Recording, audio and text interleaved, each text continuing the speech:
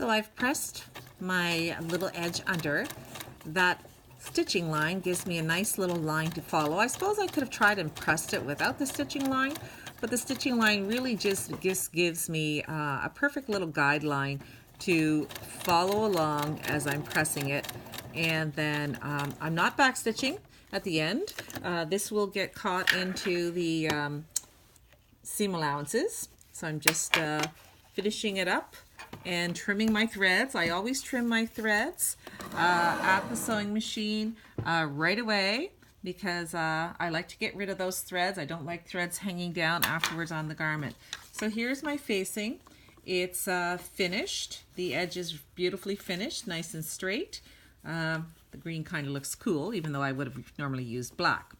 And now I'm going to take my facing and I'm going to attach it to what would be my garment. And you can see on my garment here, I've done the same thing where I've stay stitched from the shoulder to the center, from the shoulder to the center, trimmed all those threads.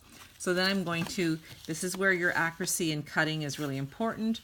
I'm going to match up those notches, match up those cut edges, and pin it perpendicular. So I've got my pins here.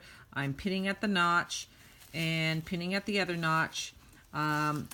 Often I'll pin at the beginning as well to make sure it lines up correctly here. And then pin my pin perpendicular, especially on a curved seam like this. I never pin in the direction I'm sewing.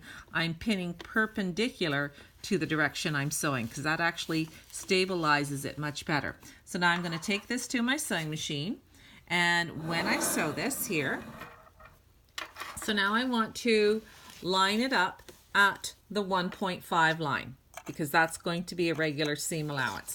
So I pull my threads to the back. Now this is now going to be a seam, so now I want to back stitch. So I'm actually going to put my little piece of fabric, my little garment here, into the sewing machine a little ways past the needle.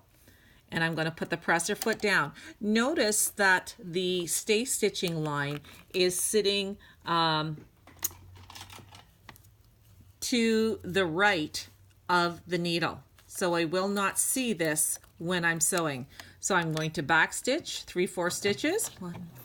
1, 2, 3, 4. Now I'm going to go forward. Now I can't look at the 1.5 line down here because it's hidden. So I'm going to have to watch that I'm keeping this edge up to the 1.5 line, ignoring my little notch here, taking out my pin as I'm getting to my pins. I don't want to sew over the pins. And then, so I'm turning as I'm sewing, keeping this edge up to the 1.5 line. Now, because I've already stay stitched, I don't have to worry about directional sewing. It shouldn't be stretching. Stitching around the corner, noticing my stitching is on this side of my stay stitching, and my cut edge is continuously lined up to the 1.5 line because of course when I sewed that line it was sewn at the 4/8 line, or was it the 1.3 line exactly? Sorry, I interchange between customary and metric. So keeping this lined up to the edge. Notice I'm going nice and slow. I want this to be accurate. This is the neckline of my little dress here, little neckline of my little top. So when I get to the end, before I get off the edge of the fabric, one more stitch, then I back stitch, 3-4 stitches, and then remove it from the machine and cut my threads nice and close.